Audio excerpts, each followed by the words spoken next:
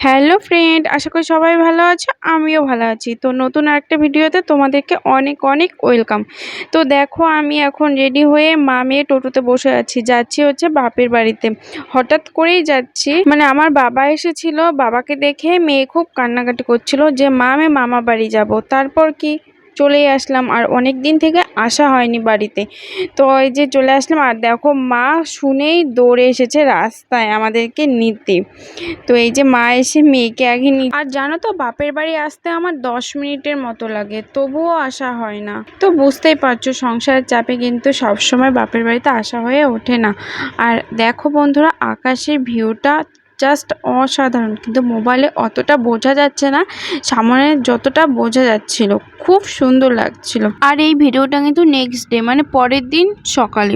তো সেদিন এসে আর ভিডিও করা হয়নি, কারণ বাপের বাড়ি আসলে জানোই মেয়েরা অলস আর কাতর হয়ে যায়। তো মার সাথে আমি আমার মেয়ে দুজনেই কাজে লেগে পড়েছি। মার অনেকটা হেল্প হবে, দেখেছো মেয়েও কিন্তু ঝাড়ু নিয়ে বেরিয়েছে উঠান ঝাড় দিবে।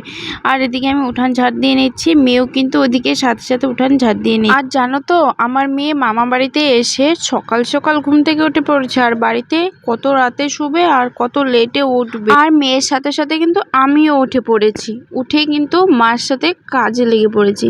দেখছি মা একা একা করছে, আমি তো সবসময় আসি না, করতে পারি না, তাই ভাবলাম টুকটাক যেটুকু পারি মার সাথে হেল্প করে দিই।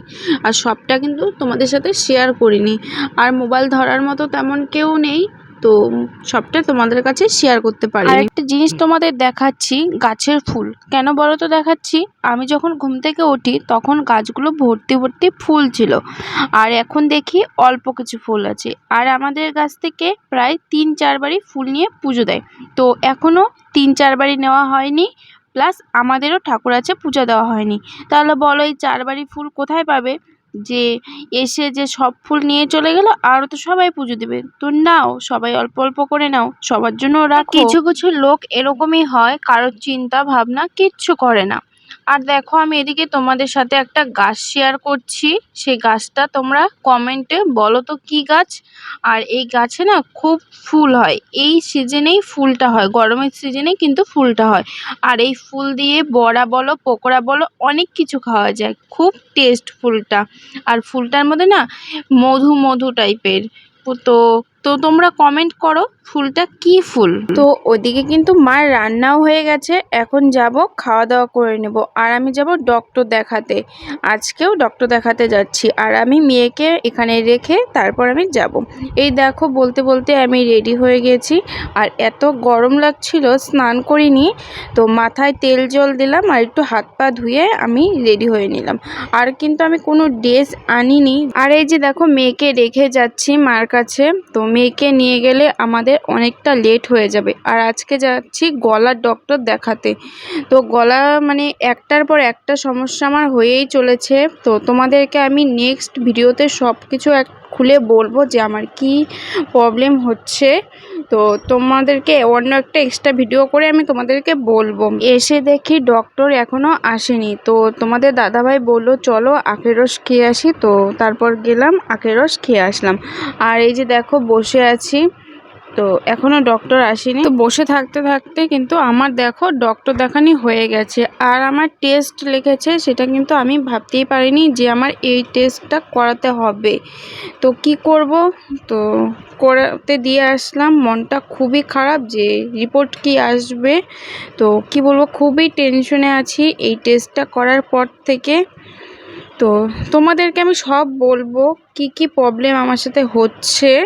আর এই যে দেখো, ডক্টর দেখিয়ে আমি এখন বাড়ি চলে আসলাম। আর এসে দেখি মা আমার জন্য শরবত বানাচ্ছে। মাকে বলে রেখেছি যে ঠান্ডা জল দিয়ে তুমি একটু শরবত বানাও, শরবত খেলে না খুবই মানে শরীরটাও ঠান্ডা হয়, পেটটাও ঠান্ডা হয়। তারপরে এই যে শরবতটা খেয়ে নিচ্ছি। তারপর আমি স্নান করে একদম পুজো দিতে এসেছি। ভেবেছিলাম যে সকালে পুজো দেব, কিন্তু হয়নি, সকালে তো ডক্টর দেখাতে গেলাম। তো তারপরে এসে আমি স্নান করে পুজো দিয়ে দিচ্ছি। আর মাকে বললাম মা তুমি মোবাইলটা ধরো। আর মেয়ে কিন্তু এখন ঘুমিয়েছে, মেয়েকে এসে খাইয়ে দিয়ে তারপর আমি ঘুম পাড়িয়ে দিয়েছি।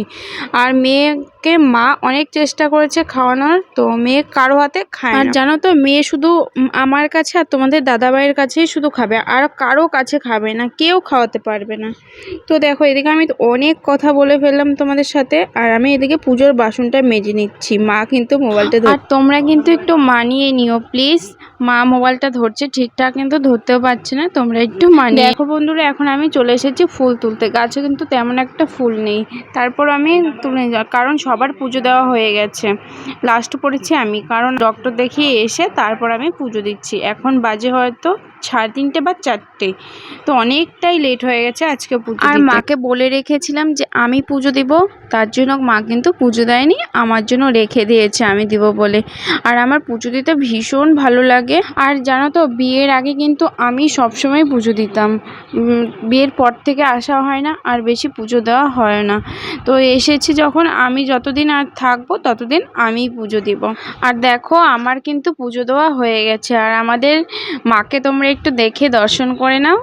তো এই যে দেখো আমার পুজো দেওয়া একদম কমপ্লিট হয়ে গেছে। আর পুজোতে কিন্তু ভুল ত্রুটি হতেই পারে, কিন্তু আমি কিন্তু মন থেকে পুজো দিয়েছি। মন থেকে পুজো দিলে ঠাকুর অবশ্যই সেটা নেবে। আর তারপর দেখো পুজো টুজো দিয়ে দেখছি সন্ধ্যা লেগে যাচ্ছে, তাড়াতাড়ি করে আমি উঠোনটা ঝাঁট দিয়ে নিচ্ছি। আর আমাদের এই আম গাছটা থেকে এত পাতা পড়ে জানো তো, সারাদিন পাতা পড়তেই থাকে। তারপর কি আমি এখন খাওয়া দাওয়া করে নেব। যে দেখো খাওয়া দাওয়া করে মেয়ে কিন্তু এখনও ঘুম থেকে ওঠেনি। এই যে দেখো এখন আমিও একটু মেয়ের পাশে একটু শোবো। তো আজকে ভিডিওটা কীরকম লাগলো তোমরা অবশ্যই কমেন্ট করে বলবে। আবার তোমাদের সাথে দেখা হচ্ছে নেক্সট ভিডিওতে, ততক্ষণ তোমরা ভালো থাকবে। টাটা।